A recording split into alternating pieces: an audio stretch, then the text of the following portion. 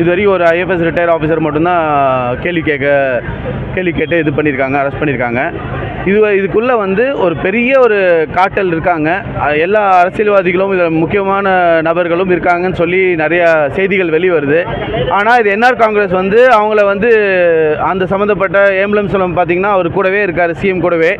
இந்த மாதிரி ஊழல் பண்ண ராஜா ஃபினான்ஸ் மினிஸ்டர் கிட்ட வரைக்கும் கூட்டிகிட்டு போயிருக்காரு. அவருக்கு லோன் வாங்கி தர அளவுக்கு பேசியிருக்காரு. இவ்வளோ க்ளோஸாக இருந்தவர் எப்படி அவர்லாம் இது வரைக்கும் விசாரணைக்கே கூப்பிடல. அதே மாதிரி அக்கா சுந்தரம்ங்கிறவர் தான் இந்த மாதிரி டீலிங் கமிஷன்லாம் நிறையா பண்ணி கொடுத்துட்ருக்காரு. ஆனால் இவர் பேர்லாம் வெளியே வரதில்லை.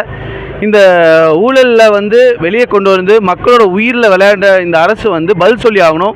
எதை கேட்டாலுமே பதில் சொல்கிறதில்ல. சிஎம் ஒரு அலட்சியமாக எடுத்துக்கிறாங்க. இது மக்களோட வாழ்வு.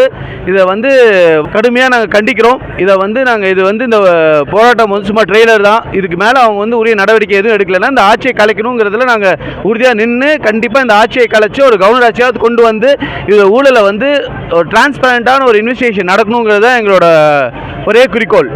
சார், போலி மருந்து விவகாரத்தில் ஆளுங்கட்சியும் சரி எதிர்கட்சியும் சரி இரண்டு தரப்பினருமே ஒருவர் மாற்றி குற்றம் சாட்டுறாங்க. அதில் இந்த ரெண்டு தரப்பினருமே இதில் சம்மந்தப்பட்டனால தான் இது இவ்வளோ பெரிய இஷ்யூஸ் இருக்குது. இதில் ரெண்டு பேர்த்தையும் என்ஆர் காங்கிரஸையும் விசாரிக்கணும், காங்கிரஸையும் விசாரிக்கணும். இதில் இவர் ஏம்பலம் செல்வாயா பிஜேபி சம்மந்தப்பட்டதாங்கன்னா அவங்களையும் கூப்பிட்டு இதை விசாரிக்கணும். இதை ஒரு அலட்சியமாக விடக்கூடாது. ஏன்னா மக்களோட மருந்தில் விளையாண்டுருக்காங்க. இதே மாதிரி தான் கர்ப்பிணி பெண்கள் மருந்துலையும் இதே மாதிரி தான் மருத்துவத்திலையும் விளையாண்டுருக்காங்க. இந்த மாதிரி இவங்க பாட்டு விளையாடுவாங்க, ஊழல் செய்வாங்க, காசு அடித்து சம்பாதிச்சு வெளில போயிடுவாங்க. இது 500 கோடி 1000 கோடிக்கு மேலே ஊழல் போகுது.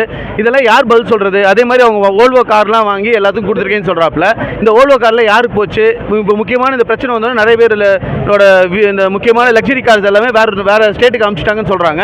இதெல்லாம் இவ்வளோ எவிடன்ஸ் டிரான்ஸ்பரண்ட்டாக இருக்கும் போது இதுக்கே ஆக்ஷன் எடுக்கலைன்னா அப்புறம் எப்படிப்பட்ட விஷயத்துக்கு ஆக்ஷன் எடுப்பாங்க? சார், இப்போ சிபிஐ 6th நம்மளோட இன்வெஸ்டிகேஷன் ஸ்டார்ட் பண்ணுறாங்க. அவங்க வந்த பிறகு அடுத்த கட்டமாக நடவடிக்கை இதில் சென்ட்ரல் கவர்மெண்ட் இன்வால்வாக இருக்கனால சிபிஐ மட்டும் இல்லை, ஒரு ரிட்டையர்ட் ஜட்ஜு ஒரு கமிட்டியாக ஃபார்ம் பண்ணி இது கம்பைண்டாக தான் எடுக்கணும். ஏன்னா இது வரைக்கும் இப்போ பிஜேபி இதில் இன்வால்வ் இருக்கனால இது ஒரு கம்பைன்ட் இன்வெஸ்டிகேஷனாக பண்ணால் தான் இதில் ஒரு உண்மை வெளியே வரும்.